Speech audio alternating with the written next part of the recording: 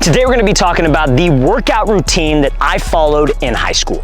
So we're going to be going over some of the things that I did as a high school athlete, just kind of to showcase to you, like, are you doing enough with your workout schedule? Maybe you're doing too much, whatever the case may be. So we're going to be talking about, like, because in high school I played quarterback, so we're going to talk about my throwing schedule, like on-field training schedule. We're going to be talking about speed and agility training, and we're going to be talking about weight room work and also film study, stuff that I did throughout the week on top of classes and on top of schoolwork, right? And honestly, guys, this type of schedule that I'm going to lay out to you, it may seem like a lot, but when you get to college, that's the schedule that you're gonna have literally every freaking day, especially when you're in the season or during summer practice, okay? So let's start with throwing workouts. So throwing, at least for me, because obviously as a quarterback, you know this, that like you can't, even if you don't play quarterback, you know this, you only get a certain amount of throws. Like you can't go out to the field every day and throw 150, 200 passes, your arm will fall off. And it's not because you have bad form, maybe it is a little bit, but just overuse on your arm over and over and over again, that can cause a ton of elbow pain or even shoulder rotator cuff pain. So I would throw 5 times a week. I wanna say my schedule was Tuesday, Wednesday, Thursday,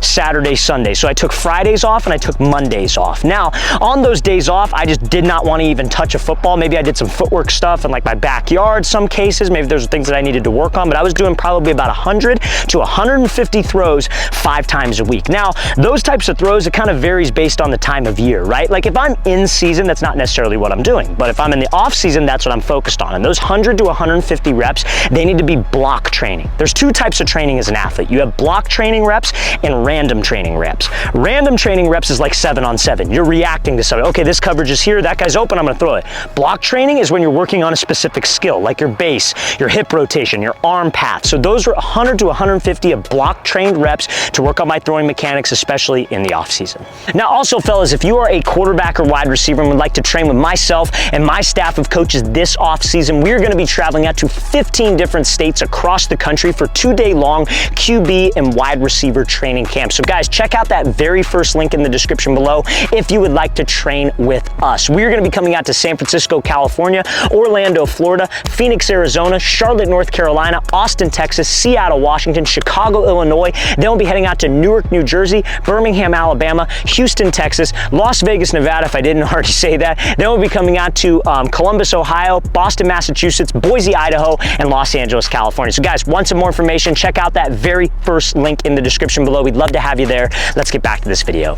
Now, the next thing we're going to talk about is what I did in the gym, fellas. So like, obviously, like during the off season, during winter workouts, during the spring, you're lifting at your high school, right? So you're lifting, in the weight room, usually 5 times a week. I think our split, from what I can remember, was like Monday we do upper body. So we wouldn't do like arms and shoulders. We would do entire upper body. So like chest, arms, shoulders, back. We'd work it all into a circuit. And generally that's kind of what you can expect for a high school lifting program. They're not going to split it up like a bodybuilding split, right? Now, but I'll tell you some other things that I did on my own time outside of practice and the reason why I did that. But that was like usually Monday. Tuesday was legs. Wednesday was like a field day. So we would just do like speed work on Wednesday.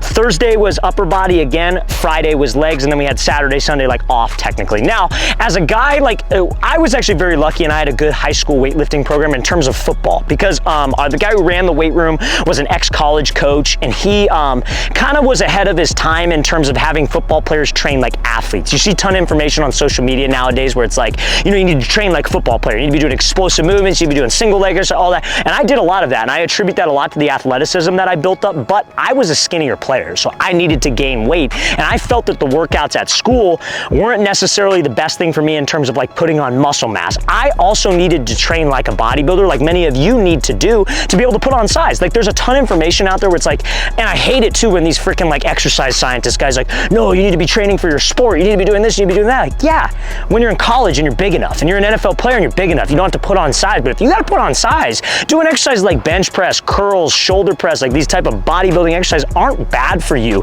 if you're trying to put on size. So I used to do that. I remember like on leg days, I felt like I wasn't getting enough in the squat rack. So I would go home and I'd maybe do squats at night. Now, was it overtraining? Probably some of you might think that might be what it is, but I felt I needed to do it. And now obviously you're burning a ton of calories. You need to make sure that you're eating right, you're recovering properly. properly, you're doing, you know, like an ice bath or a cold plunge, a massage gun, whatever. Those are some things that obviously I did, but I also felt the need to be able to train like a bodybuilder. So on Saturdays, I remember doing legs with my brother, and that would be one of the hardest workouts in my life.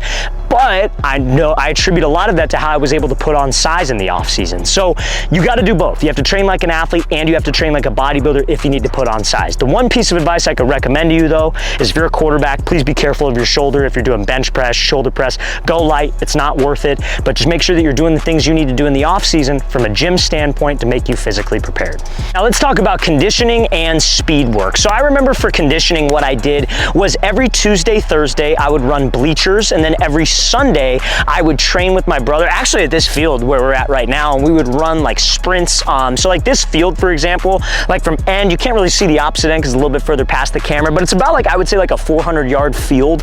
And then like from these like light poles that maybe you could kind of see over here, we kind of mapped it out where that closest light pole was about 40 yards. And then the furthest one was, I would say, maybe like 100, 110, 120 yards. So like we kind of mapped it out. I forget the exact yardage, but we would come here on Sundays and condition as well. So I was conditioning 3 times a week because I wanted to make sure, like, even though I played quarterback, I wanted to be in the best shape out of anybody on the team. Like as a quarterback, guys, what I at least recommend is you got to lead from the front, right? Like you have to be that guy that's going to do the things that they're asking skill players to do. Receivers, DBs, running backs, linebackers. You have to be that type of guy, I feel. You have to show your team that you're not afraid of the work. So I remember running bleachers. Bleachers are like stadiums, like steps, if you will. It's like there was a high school maybe like 5 minutes from where we're filming this at that had 6 long like bleachers. And what I would do is I would run 3 bleachers. So I would do, what is that, 18, maybe 20 sprints up the bleachers, walk down, sprint up again. So it was a little bit of resistance training, but it was also cardio based, and football cardio where you're sprinting, time to rest, sprint again. And because that's how you ultimately play football. Football is not something where you're running laps around a track, because that's not how you play football. You sprint, give all that effort,